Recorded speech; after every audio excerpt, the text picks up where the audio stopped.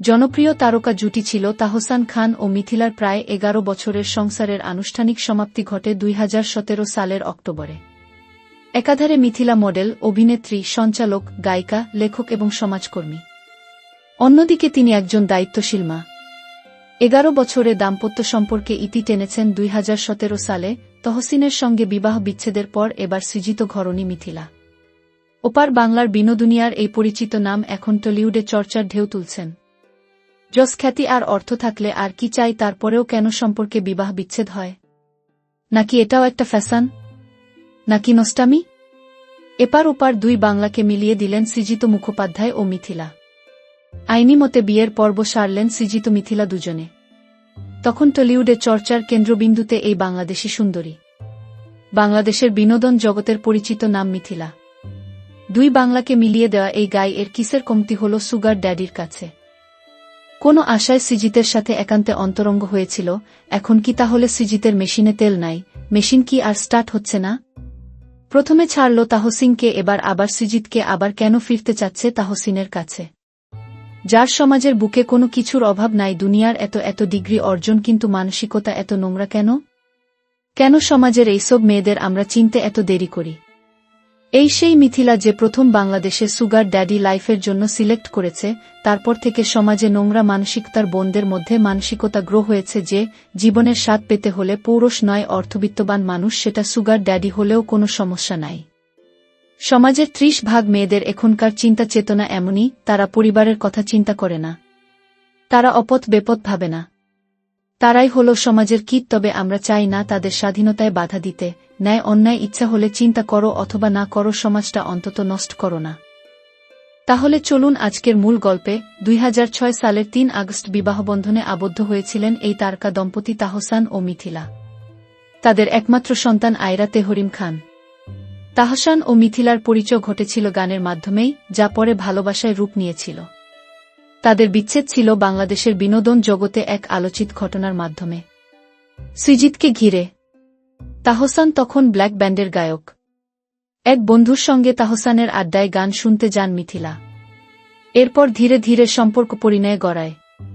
বিচ্ছেদের পর কেমন কঠিন সময় পার করেছেন ৮ বছর পর মিথিলা সেই সময়কাল তুলে ধরলেন এক পডকাস্ট অনুষ্ঠানে। তাহসানের সঙ্গে সেপারেশনে থাকার সময় ভেবেছিলেন শেষ পর্যন্ত হয়তো বিবাহ বিচ্ছেদ হবে না, সব ঠিক হয়ে যাবে। কিন্তু শেষ পর্যন্ত ঠিক হয়নি। মিথিলা বলেন, যে কোনো বিচ্ছেদ বা যে কোনো সম্পর্ক ভেঙে যাওয়া সহজ না, খুবই কঠিন। বন্ধু বা এটা যে কোনো ক্ষেত্রেও হতে পারে।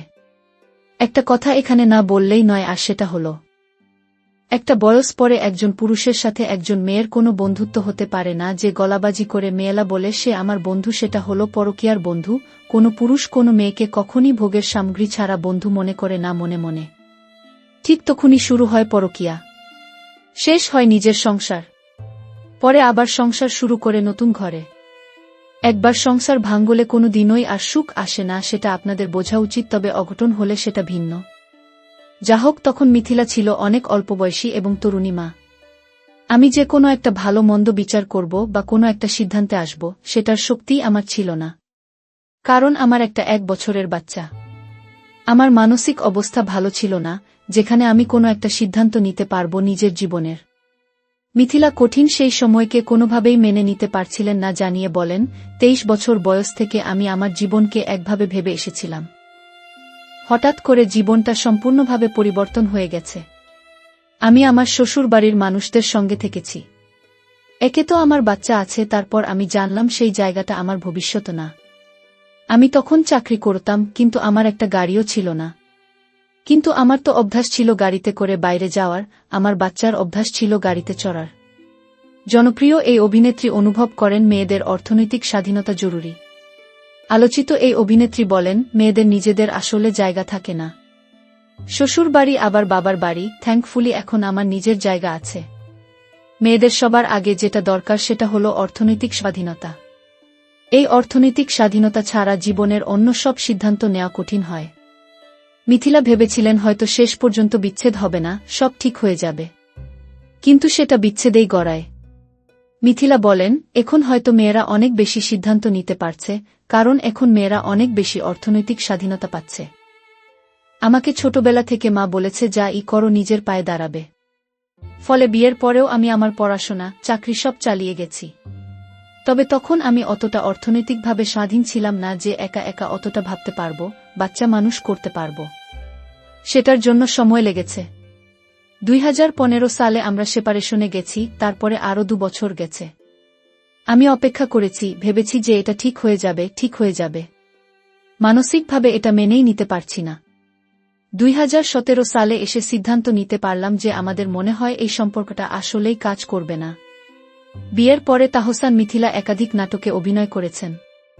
আমার গল্পে তুমি, মিস্টার অ্যান্ড মিসেস, ল্যান্ডফোনের দিনগুলোতে প্রেম, মধুরেন সমাপেত নাটকসহ বেশ কয়েকটি নাটকে অভিনয় করেন এই জুটি।